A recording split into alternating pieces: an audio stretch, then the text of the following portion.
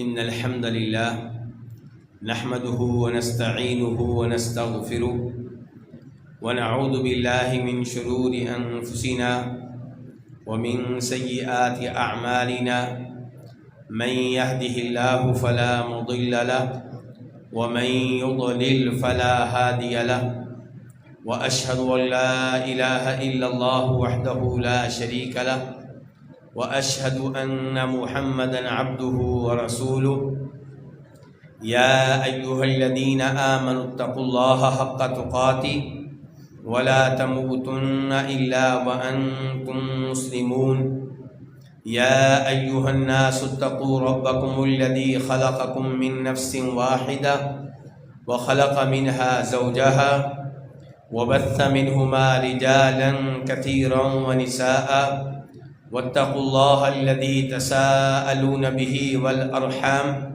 إن الله كان عليكم رقيبا يا أيها الذين آمنوا اتقوا الله وقولوا قولا سديدا يصلح لكم أعمالكم ويغفر لكم ذنوبكم ومن يطع الله ورسوله فقد فاز فوزا عظيما أما بعد فإن خير الحديث كتاب الله وخير الهدي هدي محمد صلى الله عليه وسلم وشر الأمور محدثاتها وكل محدثة بدعة وكل بدعة ضلالة وكل ضلالة في النار۔ ہر قسم کی حمد و ثنا اللہ رب العزت کے لیے جو جسے چاہتا ہے اپنے دین کی دعوت کے لیے چن لیتا ہے، اور کثرت سے درود و سلام ہوں امام الانبیاء امام الدعاۃ الی اللہ جناب محمد الرسول اللہ صلی اللہ علیہ وسلم کی ذات اقدس پہ۔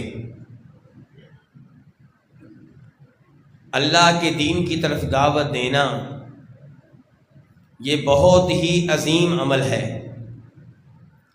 اس کی عظمت جاننے کے لیے یہ سمجھ لینا کافی ہے کہ دین کی دعوت دینے والا کس کی طرف بلا رہا ہے۔ دعوت الی اللہ، اللہ کی طرف بلا رہا ہے، ورنہ اس معاشرے میں دعوت دینے والے بلانے والے بہت زیادہ ہیں، لیکن کوئی آپ کو کسی سیاستدان کی طرف بلاتا ہوا نظر آئے گا، کوئی آپ سے تقاضا کرے گا کہ آپ عمران خان کے حمایتی بن جائیں، کوئی یہ تقاضا کرے گا کہ نواز شریف کے آدمی بن جائیں، اور کوئی آپ سے کہے گا کہ آپ پیپلز پارٹی کو اختیار کر لیں، کوئی اپنے پیر صاحب کی طرف دعوت دے گا، کوئی قاری صاحب کی طرف آپ کو بلائے گا، اور کوئی اپنے کسی مخصوص مسلک کی طرف بلائے گا۔ کسی کی دعوت زبان کی وجہ سے ہوگی کہ ہم اردو بولنے والے ہیں، ہم سب ایک ہو جائیں، متحد ہو جائیں، ہم پنجابی ہیں، ہم سب ایک ہو جائیں، ہم پشتو بولنے والے ہیں، ہم سب ایک ہو جائیں، اور کسی کی دعوت کسی قبیلے کی طرف ہوگی۔ لیکن خوش نصیب ہیں وہ لوگ جو آج اس مسجد میں جمع ہیں کہ ان کے جمع ہونے کا مقصد اور ان کا ہدف کیا ہے؟ دعوت الی اللہ، اللہ رب العزت کی طرف لوگوں کو بلانا۔ وَمَنْ أَحْسَنُ قَوْلًا مِّمَّنْ دَعَا إِلَى اللَّهِ وَعَمِلَ صَالِحًا وَقَالَ إِنَّنِي مِنَ الْمُسْلِمِينَ کہ گفتگو کرنے والے تو بہت ہیں، لیکن اس روئے زمین پہ سب سے اچھی گفتگو اس انسان کی ہے جو لوگوں کو اللہ کی طرف بلاتا ہے، یعنی کہ یہ دعوت دیتا ہے کہ اللہ پہ ایمان لے آؤ، یہ دعوت دیتا ہے کہ ایک اللہ کو مشکل کشا، حاجت روا، غوث آدم مان لو، جو دعوت دیتا ہے اللہ کی توحید کی طرف، دعوت دیتا ہے کہ اللہ کے نام مان لیے جائیں اور ویسے مانے جائیں جیسے اللہ رب العزت نے بیان کیے ہیں، جیسے جناب محمد الرسول اللہ صلی اللہ علیہ وسلم نے بیان کیے ہیں۔ ان کے الفاظ کو بھی مانا جائے، ان کے معنی و مفہوم کو بھی مانا جائے، اور ان کے معنی کا انکار کرنے سے باز رہا جائے۔ کتنی اچھی دعوت ہے اس انسان کی جو اللہ رب العزت کی صفات پہ ایمان لانے کی دعوت دیتا ہے۔ کتنی اچھی دعوت ہے اس انسان کی جو اللہ کے فرائض و واجبات پہ عمل کرنے کی دعوت دیتا ہے، 5 وقت کی نمازیں پڑھنے کی دعوت دیتا ہے، رمضان کے روزے رکھنے کی دعوت دیتا ہے، سالانہ طور پہ زکوٰۃ ادا کرنے کی دعوت دیتا ہے، زندگی میں ایک بار حج کرنے کی دعوت دیتا ہے۔ کتنی اچھی دعوت ہے اس انسان کی جو گناہوں سے بچنے کی دعوت دے رہا ہے۔ وَمَنْ أَحْسَنُ قَوْلًا مِّمَّنْ دَعَا إِلَى اللَّهِ وَعَمِلَ صَالِحًا وَقَالَ إِنَّنِي مِنَ الْمُسْلِمِينَ۔ داعی اس کی عظمت جاننے کے لیے یہ سمجھ لینا کافی ہوگا کہ یہ انبیاء کرام علیہم السلام کے مشن کو بنا رہا ہے، ان کے نقش قدم پہ چل رہا ہے۔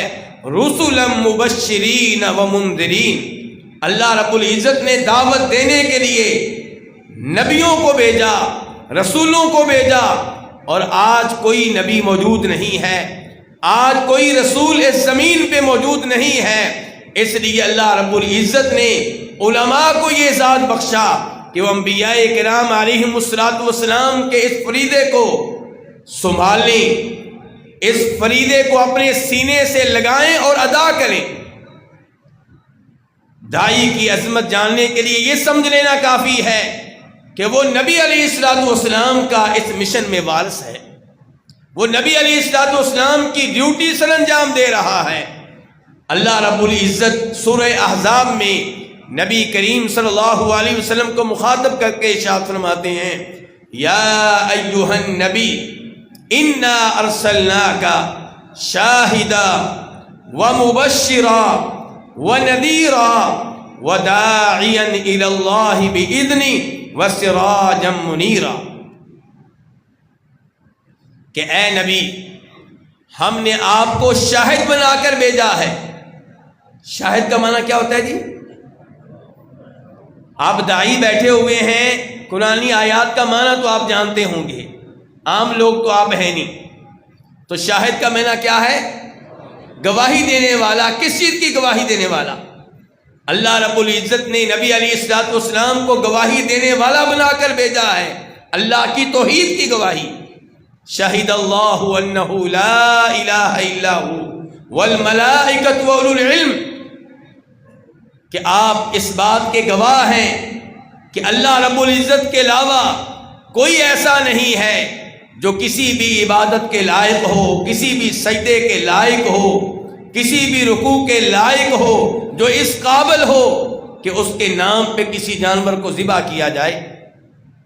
نبی علیہ السلام شاہد ہیں، روز قیامت اپنی امت پہ گواہ بنیں گے۔ فَكَيْفَ إِذَا جِئْنَا مِن كُلِّ أُمَّةٍ بِشَهِيدٍ وَجِئْنَا بِكَ عَلَى هَؤُلَاءِ شَهِيدًا، اس وقت کیا عالم ہوگا، کیا صورتحال ہوگی، کیا کیفیت ہوگی جب ہم ہر امت پہ ایک شخص کو گواہ بنا کر لائیں گے اور آپ کی امت پہ آپ کو گواہ بنا کر لائیں گے۔ تو نبی علیہ السلام گواہ ہیں، بہت سے امور پہ گواہ ہیں۔ وَمُبَشِّرًا وَنَذِيرًا، اللہ رب العزت نے یہاں پہ آپ کا دوسرا وصف یہ بیان کیا ہے کہ آپ خوشخبری دینے والے ہیں۔ کس کو؟ جو آپ پہ ایمان لے آئے، جو آپ کا کلمہ پڑھ لے، جو آپ کے دین کو اپنا لے، جو آپ کا متبع اور آپ کی اطاعت کرنے والا بن جائے۔ خوشخبری کس چیز کی؟ خوشخبری جنت کی، خوشخبری اللہ کے عذاب سے محفوظ رہنے کی، خوشخبری اس بات کی کہ اللہ رب العزت تم پہ راضی ہو جائے گا اور کبھی ناراض نہیں ہوگا۔ وَنَذِيرًا، تیسرا لقب اللہ رب العزت نے یہاں پہ آپ کو یہ دیا ہے کہ آپ نذیر ہیں، ڈرانے والے ہیں، وارننگ دینے والے ہیں، خبردار کرنے والے ہیں۔ کس کو وارننگ دینے والے ہیں؟ کس چیز کی وارننگ دینے والے ہیں؟ آپ ان لوگوں کو وارننگ دینے کے لیے آئے جو آپ پہ ایمان نہ لائیں، آپ ان لوگوں کو وارننگ دینے کے لیے آئے جو ایمان لانے کے باوجود آپ کی اتباع نہ کریں، آپ کی پیروی نہ کریں، آپ کی اطاعت نہ کریں۔ آپ وارننگ دینے کے لیے آئے ان لوگوں کو جو آپ کے دین میں اضافے کریں، آپ کے دین میں بدعات کو داخل کریں۔ اور اس کے بعد چوتھا وصف یہ ہے کہ وداعیا الی اللہ، کہ آپ داعی الی اللہ تھے، اللہ کی طرف بلانے والے تھے، اللہ رب العزت پہ ایمان لانے کی دعوت دینے والے تھے، اللہ کے قرآن پہ ایمان لانے کی دعوت دینے والے تھے، اللہ رب العزت کا ڈر اور خوف دلوں میں پیدا کرنے والے تھے، اللہ رب العزت کی محبت، عظمت اور قدرت کو دلوں میں جگہ دینے کے لیے آپ تشریف لائے تھے۔ وَسِرَاجًا مُنِيرًا، اور آپ روشنی دینے والے ایک چراغ تھے۔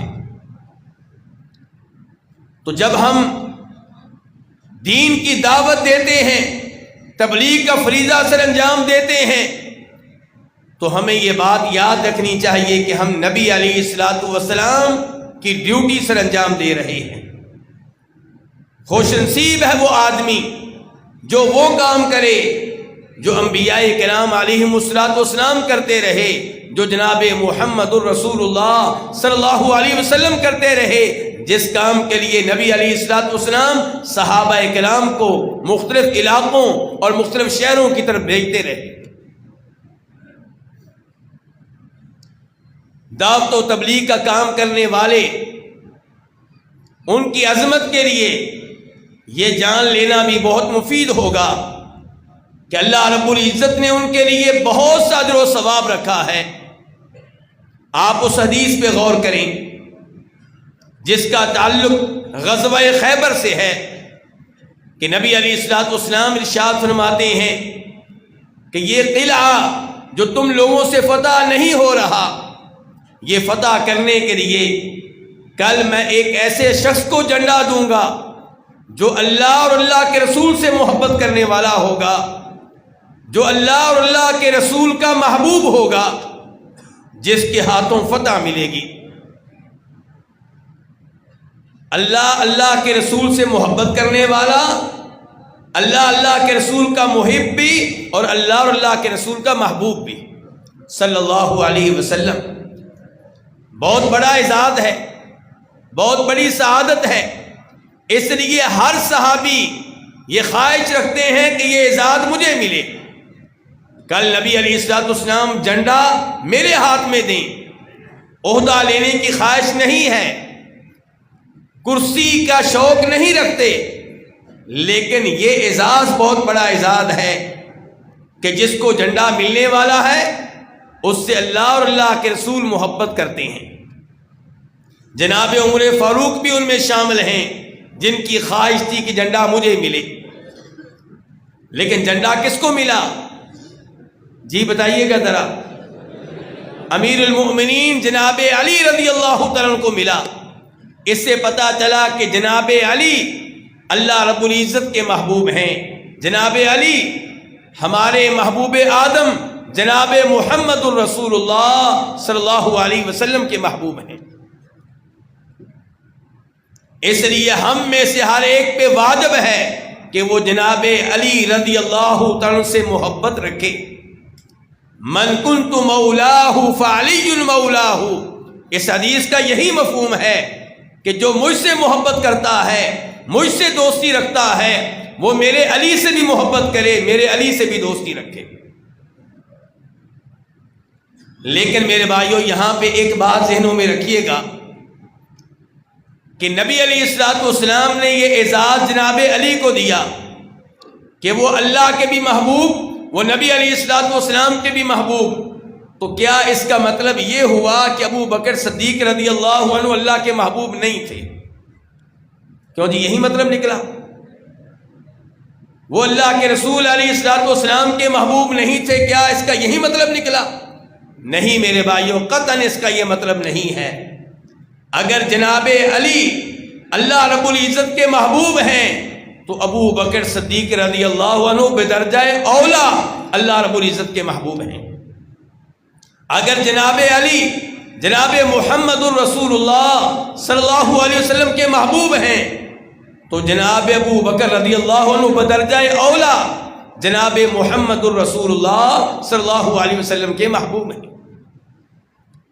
لیکن اس موقع پہ آپ نے جناب علی کی شان اور مقام و مرتبہ کو واضح کیا ہے، لیکن انہیں یہ مرتبہ ملنے کا قطعاً یہ مطلب نہیں ہے کہ جناب ابو بکر، جناب عمر، جناب عثمان اللہ تعالیٰ کے محبوب نہیں ہیں یا جناب محمد الرسول اللہ صلی اللہ علیہ وسلم کے محبوب نہیں ہیں۔ جناب علی کو جھنڈا دے دیا گیا۔ جناب علی جھنڈا لینے کے بعد سوال کرتے ہیں کہ اللہ کے رسول علیہ الصلوۃ والسلام بتائیے میرے لیے کیا حکم ہے، میں لشکر لے کر نکلوں اور حملہ کر دوں، ان لوگوں سے ہم لڑتے رہیں جب تک کہ وہ ہماری طرح مسلمان نہ ہو جائیں؟ کیا یہ میرا ہدف ہے؟ کیا یہ وہ مشن ہے جو آپ نے مجھے سونپا ہے؟ نبی علیہ الصلوۃ والسلام فرماتے ہیں نہیں علی، ایسا نہیں ہے، آپ نے ان کے ہاں پڑاؤ ڈالنا ہے۔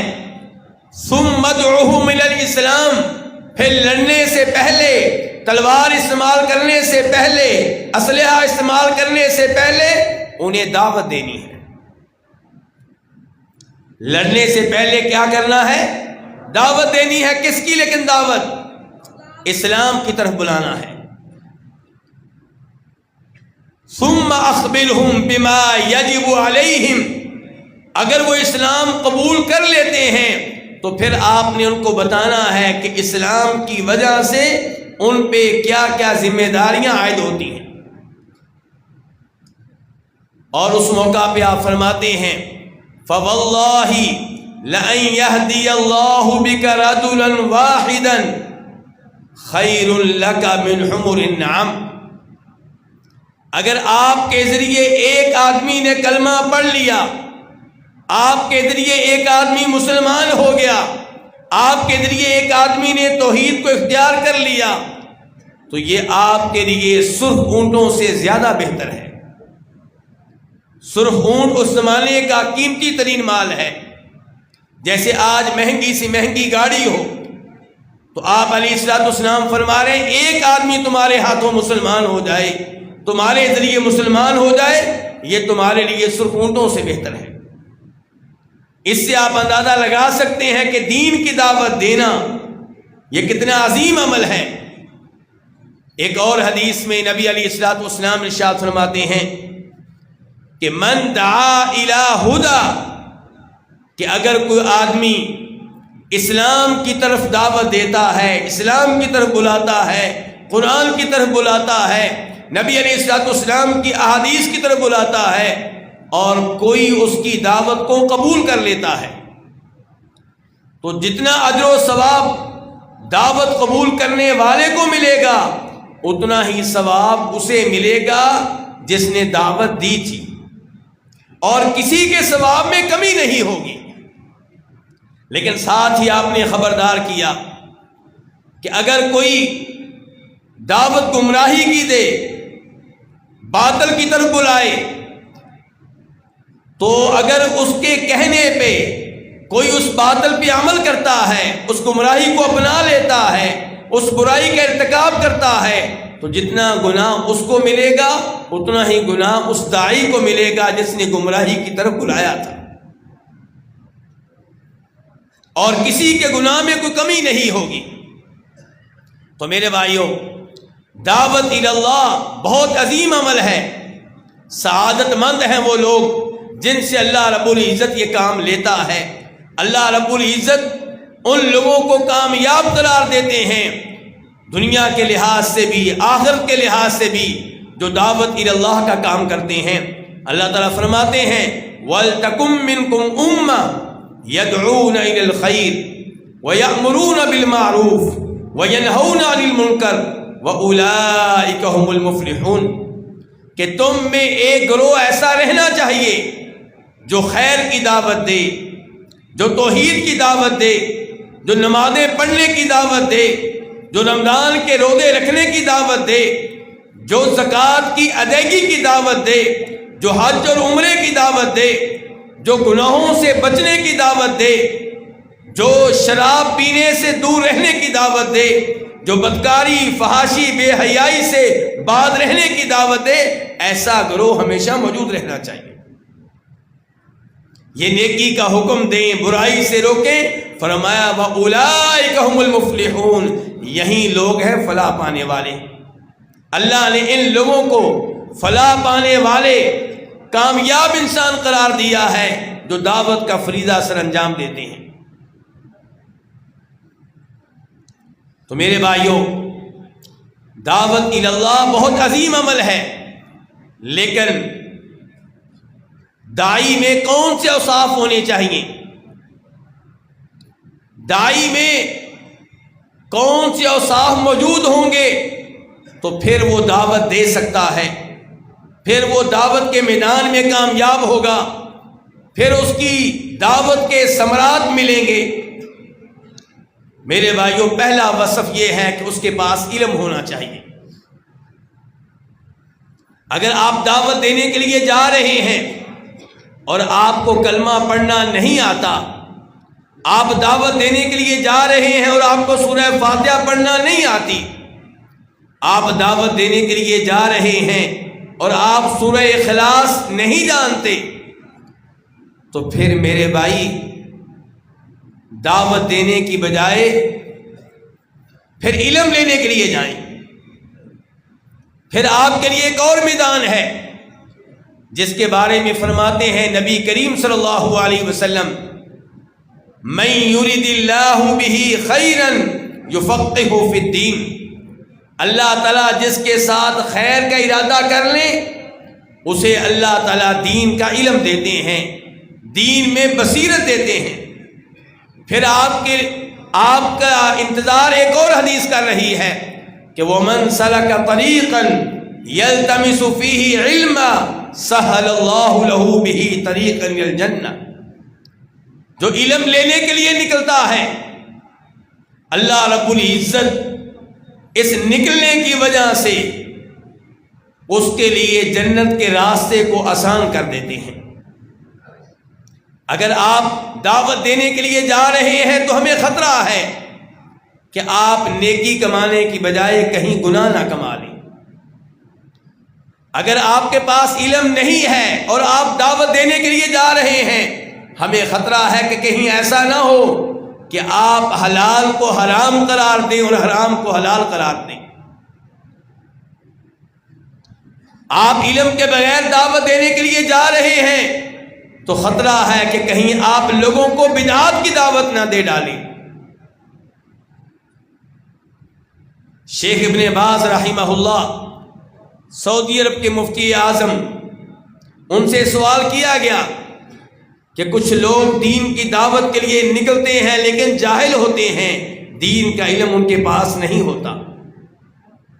اور یاد رکھیے گا، میرے مخاطب صرف آپ نہیں ہیں، میرے مخاطب وہ سب لوگ ہیں جو دین کی دعوت کے لیے نکلتے ہیں، ان کا تعلق کسی بھی جماعت سے ہو، کسی بھی گروہ سے ہو، کسی بھی مسلک سے ہو، میں سب کو مخاطب کر رہا ہوں۔ یہ نہ سمجھیے گا کہ شاید ہمیں نشانہ بنایا جا رہا ہے، نہیں، ایسی بات بالکل نہیں ہے۔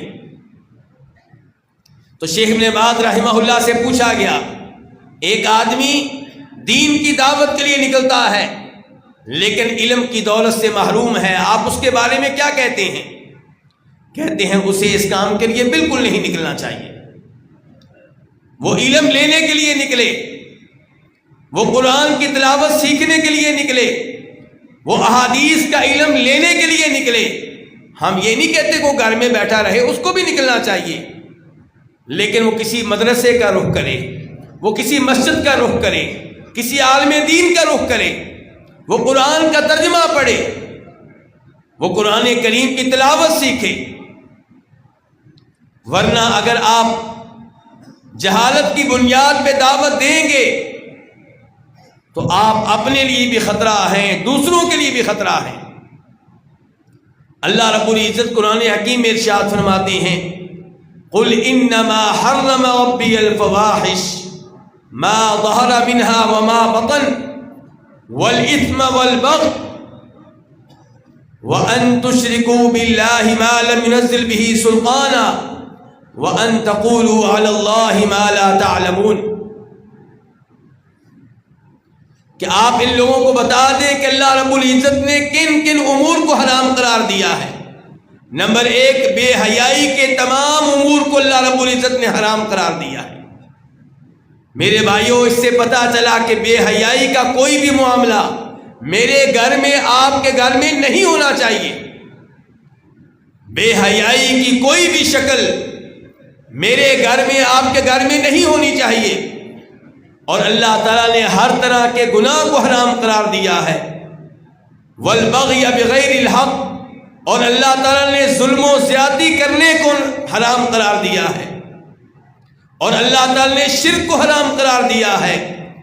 اور آخر میں کہا کہ اللہ تعالیٰ نے اس چیز کو بھی حرام قرار دیا ہے کہ آپ اللہ رب العزت کی طرف وہ چیز منسوب کریں جس چیز کے بارے میں آپ کے پاس قرآن کی آیت نہیں ہے، نبی علیہ الصلوۃ والسلام کی حدیث نہیں ہے، جس کے بارے میں آپ کے پاس کوئی مستند علم نہیں ہے.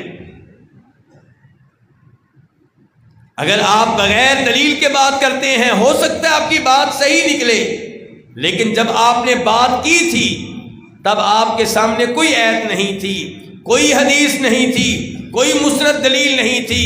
جواب آپ کا ٹھیک نکلا لیکن آپ نے تکے سے دیا، تو آپ کا یہ فتویٰ یہ آپ کو خطرے میں ڈال سکتا ہے، گناہ میں واقع کر سکتا ہے. دین کی دعوت دینا میرے بھائیوں، یہ اللہ رب العزت کی طرف ان چیزوں کی نسبت کرنا ہے جس کی دعوت دینے کے لیے آپ جا رہے ہیں. اور اللہ تعالیٰ فرماتے ہیں وَلَا تَخْفُ مَا لَيْسَ لَكَ بِهِ عِلْمٌ إِنَّ السَّمْعَ وَالْبَصَرَ وَالْفُؤَادَ كُلُّ أُولَئِكَ كَانَ عَنْهُ مَسْئُولًا. کہ آپ اس چیز کے بارے میں جب بات کریں گے جس کا علم آپ کے پاس نہیں ہے تو پھر آپ سے سوال ہوگا، آپ سے بات پرس کی جائے گی. تو میرے بھائیوں، اللہ رب العزت کے سامنے ان سوالوں کا جواب آپ کیسے دے سکیں گے؟ اس لیے میرے بھائیوں، میری یہ گزارش ہوگی کہ دین کی دعوت دینے کے لیے جب میدان میں اتریں تو آپ کے پاس ضروری علم ہونا چاہیے. میں یہ نہیں کہتا کہ آپ بہت بڑے مفتی بن کر نکلیں، لیکن کم از کم قرآن کی تلاوت آپ جانتے ہوں، سورہ فاتحہ آپ جانتے ہوں، سورہ فاتحہ کا ترجمہ آپ جانتے ہوں، صحیح عقیدے کا آپ کو علم ہو، ضروری اشیاء کا علم کم از کم آپ کے پاس ہونا چاہیے. لیکن اگر آپ بالکل علم سے دور ہیں تو پھر آپ علم لینے کے لیے نکلیں، نہ یہ کہ آپ دعوت دینے کے لیے نکلیں. نبی صلی اللہ علیہ وسلم کے پاس کچھ لوگ آئے، یہ مسلم شریف کی روایت ہے، اور اس کے راوی جناب انس بن مالک رضی اللہ تعالی عنہ ہیں کہ نبی علیہ الصلوۃ والسلام کے پاس چند لوگ آتے ہیں، کہتے ہیں ابعث معنا رجالا يعلمونا القرآن والسنہ، کہ ہمارے ساتھ ایسے لوگ بھیجیے جو ہمیں قرآن و سنت کی تعلیم دیں.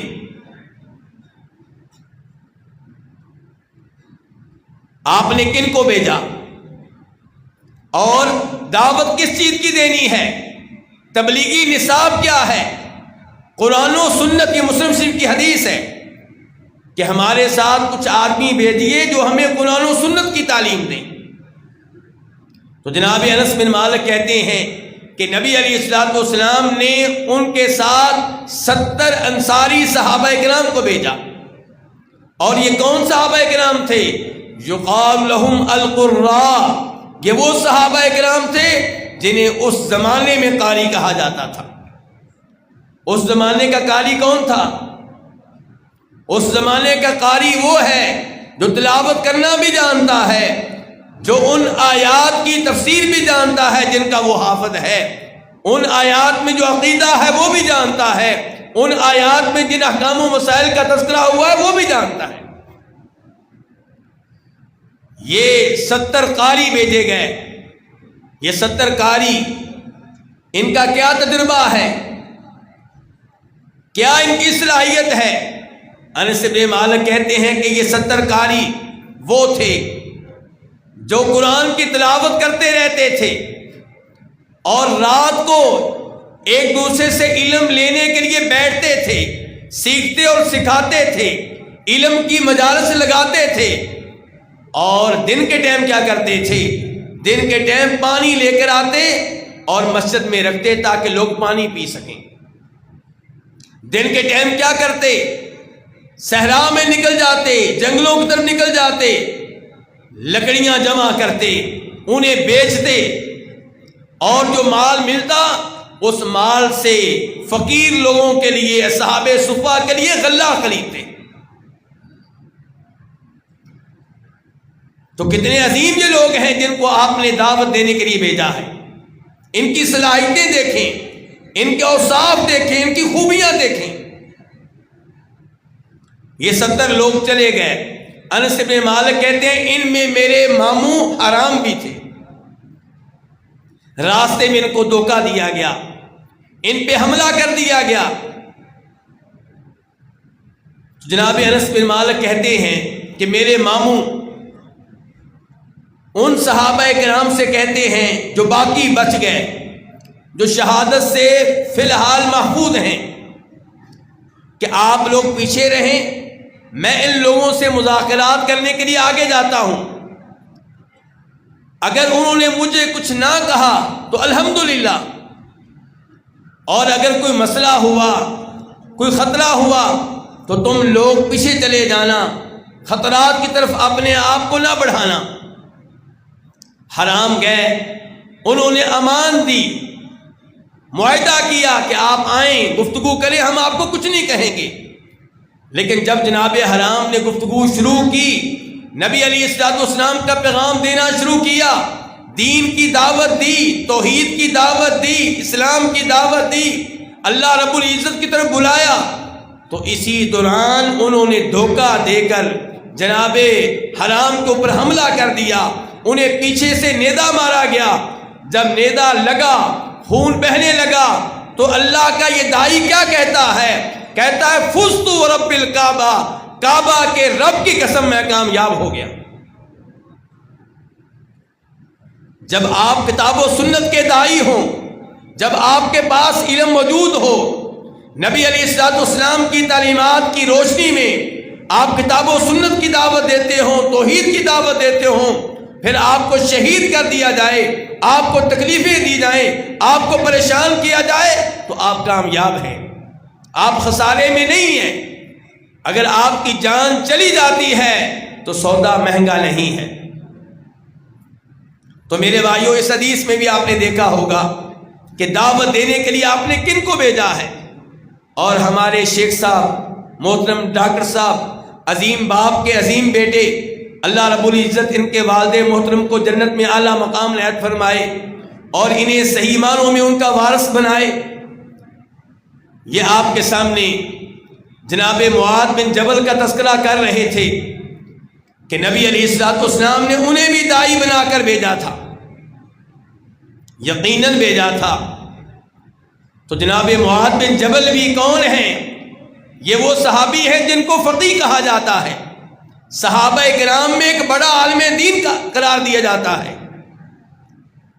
اور نبی علیہ السلام جب انہیں دعوت دینے کے لیے بھیجتے ہیں تو کیا کہتے ہیں کہ اِنَّكَ تَأْتِي قَوْمًا مِّنْ أَهْلِ الْكِتَابِ فَلْيَكُنْ أَوَّلُ مَا تَدْعُوهُمْ إِلَيْهِ شَهَادَةَ أَن لَّا إِلَٰهَ إِلَّا اللَّهُ، کہ معاذ جن کے پاس آپ جا رہے ہیں یہ کون ہیں؟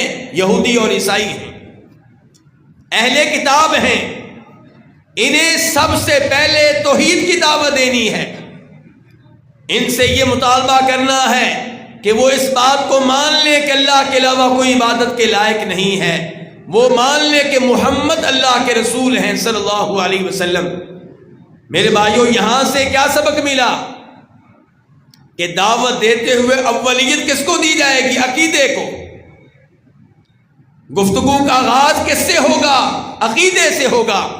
یہ نہیں کہ جن کو آپ دعوت دے رہے ہیں وہ کفر و شرک کر رہے ہیں، وہ قبر والوں کو پکارتے ہیں، وہ قبر والوں کے نام پہ بکرے ذبح کرتے ہیں اور آپ انہیں نماز کی دعوت دے رہے ہیں.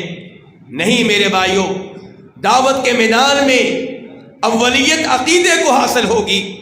ہاں یہ الگ معاملہ ہے کہ نماز کے ذریعے گفتگو کا آغاز کر کے آپ عقیدے کے بارے میں گفتگو کرنا چاہتے ہیں تو الگ معاملہ ہے، لیکن اولیت کس کو ہے؟ عقیدے کو ہے. بہت سی جماعتیں جو دعوت و تبلیغ کے لیے نکلتی ہیں، ان کی غلطیوں میں سے ایک بڑی غلطی یہ ہے کہ وہ دعوت دیتے رہیں گے لیکن لوگوں کو واضح طور پہ شرک سے نہیں روکیں گے، لوگوں کو واضح طور پہ کفریات سے منع نہیں کریں گے. تو میرے بھائیو، اگر آپ نے کسی کو نمازی بنا بھی لیا لیکن آپ اس کا عقیدہ صحیح نہ کر سکے، اسے کفر و شرک سے نہ بچا سکے، تو آپ نے کیا حاصل کیا؟ زندگی کا کچھ علم نہیں ہے کہ وہ کب تک زندہ رہے گا. نبی علیہ الصلوۃ والسلام جب یہودی بچے کی عیادت کے لیے گئے تھے تو آپ نے براہ راست کہا تھا کہ بیٹا مسلمان ہو جا، اسلام قبول کر لے. یہ نہیں ہے کہ اس موقع پہ آپ نے اخلاق کو اپنانے کی دعوت دی ہو، کیونکہ بچہ بیمار ہے، معلوم نہیں کہ اسے مزید زندگی ملے گی یا نہیں ملے گی. آپ نے موقع کو غنیمت جانا ہے عقیدہ کی دعوت دینے کے لیے، توحید کی دعوت دینے کے لیے، اسلام کو اپنانے کی دعوت دینے کے لیے. اور جب اس بچے نے اپنے والد کے مشورے سے اسلام کو قبول کیا ہے، آپ کہتے ہیں الحمدللہ الذی انقذہ بی من النار. میں اس اللہ کی حمد و ثنا بیان کرتا ہوں جس اللہ نے اس بچے کو میری وجہ سے جہنم کی آگ سے بچا لیا. داعی کو اس سے کیا پیغام ملا؟ آپ کسی کو دعوت دیتے ہیں، آپ کی دعوت کی وجہ سے کوئی ٹھیک ہو جاتا ہے، کوئی نمازی بن جاتا ہے، کوئی توحیدی بن جاتا ہے، تو آپ کو لوگوں سے واہ واہ سمیٹنے کی کوئی ضرورت نہیں ہے، بلکہ آپ الحمدللہ کہیں، اللہ کی حمد و ثنا بیان کریں جس اللہ نے آپ کو یہ توفیق دی اور آپ کے ذریعے وہ آدمی ٹھیک ہو گیا. کمال آپ کا نہیں ہے، کمال اللہ رب العزت کا ہے. تو میرے بھائیوں، عقیدے کو اس میدان میں اہمیت دی جائے. جناب معاذ بن جبل کو نبی علیہ الصلوۃ والسلام یہ سکھا رہے ہیں کہ پہلے عقیدہ، پہلے توحید، پہلے لوگوں کو شرک سے بچانا ہے، اس کے بعد 5 وقت کی نمازوں کا تقاضا کرنا ہے. اور اس سے یہ پتا چلا کہ توحید کے بعد جس چیز کی سب سے زیادہ اہمیت ہے وہ کیا ہے؟ نماز. وہ جماعتیں جو دعوت و تبلیغ کے لیے نکلتی ہیں، ان کی غلطیوں میں سے ایک بڑی غلطی یہ ہے کہ وہ اخلاق کی دعوت دیں گی، نماز کی دعوت دیں گی، لیکن واضح طور پہ برائی سے منع نہیں کریں گی. واضح طور پہ یہ مطالبہ نہیں کریں گے کہ شرک چھوڑ دو، قبروں کو سجدہ کرنا اس سے توبہ طیب ہو جاؤ. واضح طور پہ نہیں کہیں گے کہ بدکاری چھوڑ دو، زنا چھوڑ دو، غیر لڑکیوں سے دوستیاں لگانا چھوڑ دو، موسیقی سننا چھوڑ دو، ساز سننا چھوڑ دو، یتیموں کے مال پہ قبضہ کرنا اس سے توبہ طیب ہو جاؤ. ان امور سے واضح طور پہ منع نہیں کریں گے. یہ ان کی غلطیوں میں سے ایک بڑی غلطی ہے، اور مجھے امید ہے کہ انشاءاللہ آپ لوگ اپنے آپ کو اس غلطی سے محفوظ رکھیں گے. آپ جہاں نماز کی دعوت دیں گے، توحید کی دعوت دیں گے، روزوں کی دعوت دیں گے، سچ کہنے کی دعوت دیں گے، اخلاق کو اپنانے کی دعوت دیں گے، وہاں پہ آپ صاف صاف شرک سے منع کریں گے. بلکہ عام لوگ تو یہ نہیں جانتے کہ شرک کس کو کہتے ہیں. آپ شرک کی مثالیں بیان کریں گے، آپ بتائیں گے کہ یہ عمل بھی شرک ہے، یہ عمل بھی شرک ہے، یہ لفظ بھی شرکیہ ہے، یہ قول بھی کفریہ ہے. ان امور کی کھل کے وضاحت کریں گے. آپ بدکاری سے، بے حیائی سے، دوسروں کے مال پہ قبضہ کرنے سے، شراب پینے سے، ان تمام امور سے واضح طور پہ انشاءاللہ لوگوں کو منع کریں گے اور ان سے بعد رہنے کی تلقین کریں گے.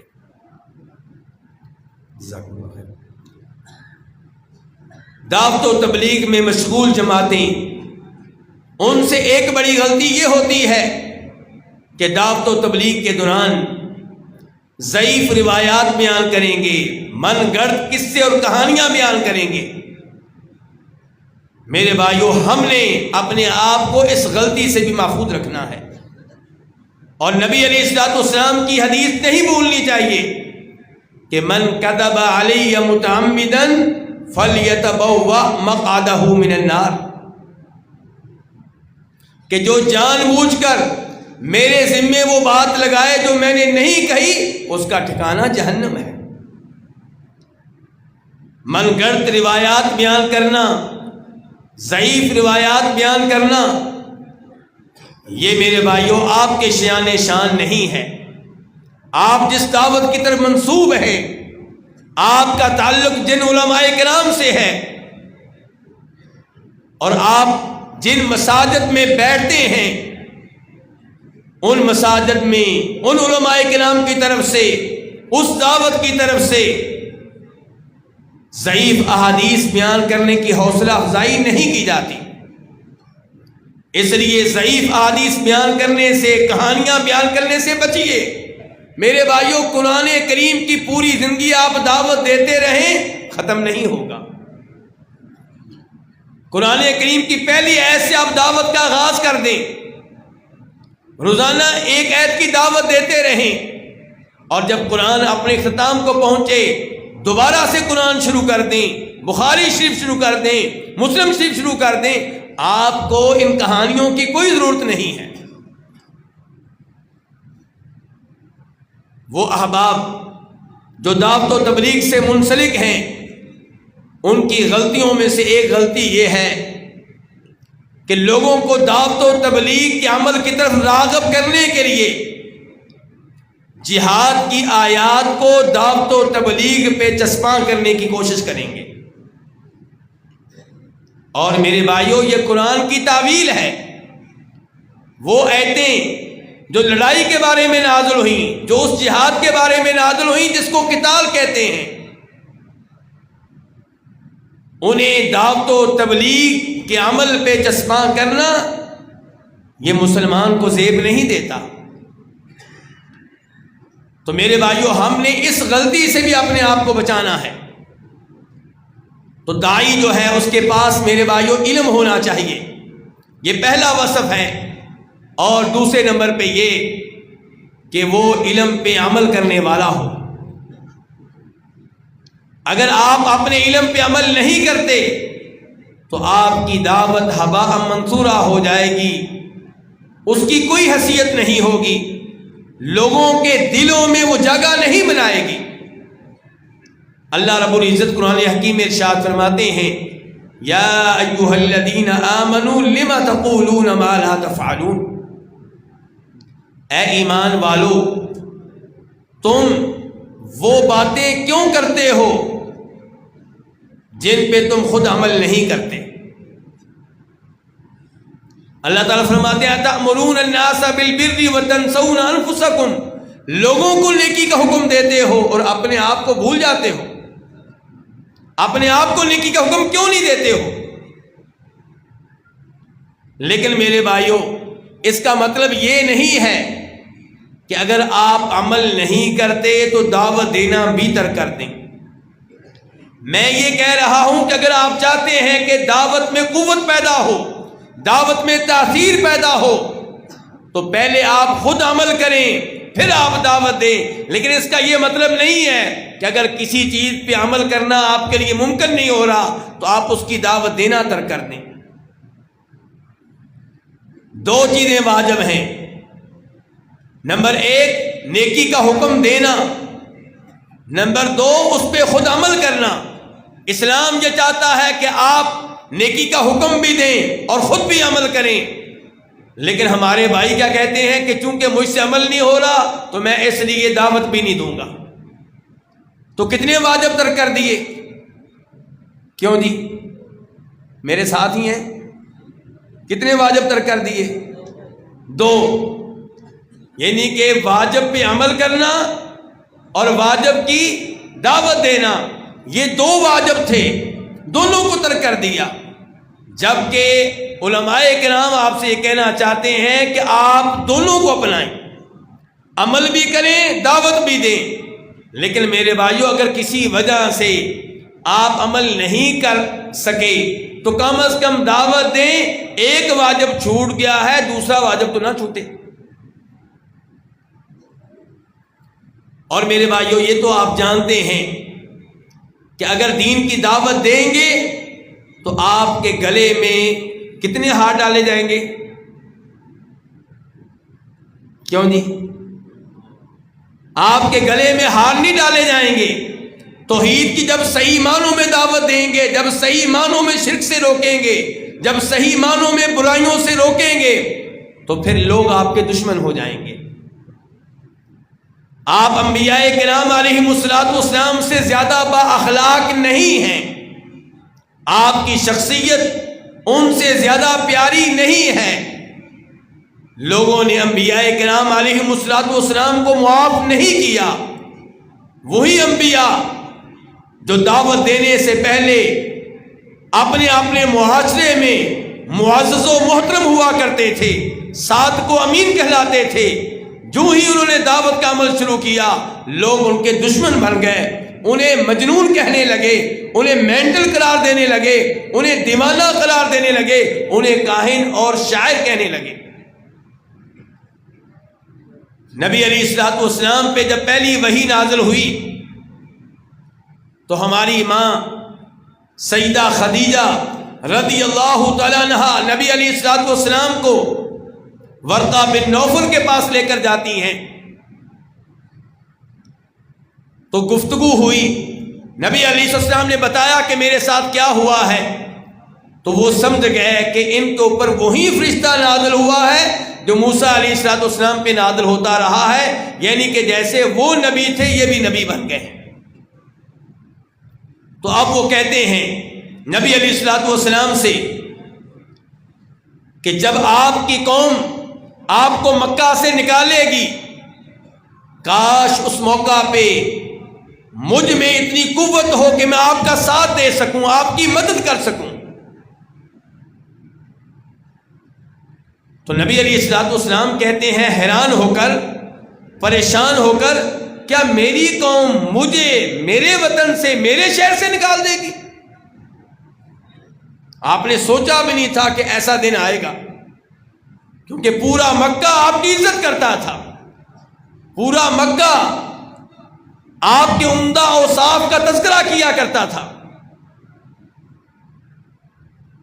تو تب اس عظیم انسان نے کہا تھا کہ جب بھی کوئی انسان وہ پیغام لے کر آیا جو پیغام آپ پہ نازل ہوا ہے تو لوگ اس کے دشمن بن گئے، اسے تنگ کیا گیا، اسے پریشان کیا گیا. تو میرے بھائیوں، جب آپ وہی کام کریں گے جو نبی علیہ السلام نے کیا، جو پہلے انبیاء کرام نے کیا، تو آپ کے ساتھ وہی سلوک ہوگا جو ان کے ساتھ ہوا. تو ذہنی طور پہ تیار رہنا چاہیے. اور میرے بھائیوں، میں آخر میں یہ بھی کہوں گا کہ دعوت و تبلیغ کا آغاز اپنے گھر سے کیجئے، اپنی بیگم سے کیجئے، اپنے بچوں سے کیجئے. وَأَنذِرْ عَشِيرَتَكَ الْأَقْرَبِينَ، اپنے محلے داروں سے کیجئے، اپنے رشتہ داروں سے کیجئے. اور آپ دیکھیں گے کہ جب آپ دین کی دعوت دیں گے، برائی سے منع کریں گے، نیکی کا حکم دیں گے، آپ کے دشمن بن جائیں گے، آپ سے روٹھ جائیں گے، آپ کا مقابلہ کرنے کے لیے میدان میں اتر آئیں گے. تو پریشان نہیں ہونا، ہمت نہیں ہارنی. ہر مشکل کے بعد آسانی ہوتی ہے، اور اچھا انجام بالآخر کن کا ہوتا ہے؟ ان کا جو اللہ کے لیے کام کرتے ہیں، جو توحید کے لیے کام کرتے ہیں، جو متقی اور پرہیزگار ہوتے ہیں. اللہ رب العزت بالآخر آپ کے لیے دنیا میں بھی آسانیاں فرمائے گا اور آخرت میں بھی آسانیاں فرمائے گا. دین کی دعوت کے لیے نکلنا بہت عمدہ کام ہے، لیکن ایسا نہ ہو کہ دوسروں کو آپ دعوت دیتے رہ جائیں اور آپ کے گھر میں شریعت کی خلاف ورزیاں ہو رہی ہوں، آپ کہیں دعوت دے رہے ہوں اور آپ کے بچے پیچھے سے برائیوں کا ارتکاب کر رہے ہوں، آپ کے بچے فرض نماز کی ادائیگی ترک کر رہے ہوں۔ دعوت کا آغاز اپنی بیگم سے کیجئے گا، دعوت کا آغاز اپنے بچوں سے کیجئے گا۔ یا ایھا الذین آمنوا قوا انفسکم واہلیکم نارا، اے ایمان والو اپنے آپ کو اور اپنے اہل عیال کو جہنم کی آگ سے بچاؤ۔ تو ان تمام غلطیوں سے بچتے ہوئے اور ان امور کو مد نظر رکھتے ہوئے جو ایک داعی میں ہونے چاہیے، جب پھر آپ دین کی دعوت کے لیے نکلیں گے تو انشاءاللہ اللہ رب العزت کی مدد آپ کے ساتھ ہوگی، اللہ آپ کی نصرت فرمائے گا، اللہ آپ کی زبان میں تاثیر پیدا فرمائے گا، اللہ رب العزت لوگوں کے دلوں میں آپ کی بات کو داخل کرے گا۔ جب فجر سے پہلے اٹھ کے تہجد کے ٹائم آپ اللہ سے دعا کریں گے، یا اللہ تیرے دین کی دعوت کے لیے نکل رہا ہوں، یا اللہ میری دعوت میں برکتیں ڈال دے، یا اللہ میری دعوت کو خالص اپنی رضا کے لیے کر دے، تو پھر اللہ رب العزت کی طرف سے خوشخبری ہے کہ والذین جاہدوا فینا لنہدینہم سبلنا وان اللہ لمع المحسنین، کہ وہ لوگ جو ہماری راہ میں محنت کرتے ہیں، جو ہماری راہ میں کوششیں کرتے ہیں، ہم ان کے لیے راستے بناتے ہیں۔ وَإِنَّ اللَّهَ لَمَعَ الْمُحْسِنِينَ، اور یقیناً اللہ رب العزت ان لوگوں کے ساتھ ہوتا ہے جو نیکی کے لیے نکلتے ہیں، جو نیکوکار ہوتے ہیں، جو اللہ رب العزت کے بندوں کے ساتھ اچھا سلوک کرنے والے ہوتے ہیں، جو اپنی عبادت میں صفت احسان پیدا کرنے والے ہوتے ہیں، اللہ تعالیٰ ان کے ساتھ ہوتا ہے، اللہ ان کی تائید کرتا ہے، اللہ انہیں توفیق دیتا ہے۔ میری دعا آپ کے ساتھ ہے کہ اللہ رب العزت آپ کی دعوت کو بابرکت بنائے، اللہ رب العزت آپ کی دعوت کو آپ کے لیے امت کے لیے نافع بنائے، اللہ رب العزت ہم سب کو علم دے، اللہ رب العزت ہمیں قرآن و سنت کے علوم سیکھنے کی توفیق عنایت فرمائے، اللہ تعالی ہماری اخطاء کو، ہماری غلطیوں کو معاف فرمائے، یا اللہ ہمیں اپنی بھی اور لوگوں کی اصلاح کرنے کی توفیق دے، یا اللہ ہمارے بچوں کو، ہم سب کی بیگمات کو نیک بنا دے، ہم میں سے ہر ایک کو دین کا داعی بنا دے، یا اللہ ہمیں بھی، ہمارے بچوں کو بھی، ہماری بیگمات کو بھی دین کا داعی بنا دے، یا اللہ اس ملک کی حفاظت فرما، یا اللہ دین کے لحاظ سے بھی، دنیا کے لحاظ سے بھی، اور یا اللہ جنہوں نے آج کے اس پروگرام کا انعقاد کیا، اس کے لیے محنتیں کی، اس میں کسی بھی لحاظ سے تعاون کیا، یا اللہ ان تمام بھائیوں کی محنتیں قبول فرما، خصوصاً اس ادارے کے مدیر قاری صہیب صاحب، اللہ رب العزت ان کی محنتیں اور کاوشیں قبول فرمائے، ان کے ساتھیوں کی، یہاں کے مدرسین کی، اور ان لوگوں کی جو آپ کی نگرانی کر رہے ہیں، جو آپ کے اس پروگرام کو چلا رہے ہیں، اللہ رب العزت تمام ان بھائیوں کی محنتوں کو رنگ لائے اور انہیں قبول فرمائے، ان میں برکتیں ڈالیں۔ وآخر دعوانا الحمدللہ رب العالمین۔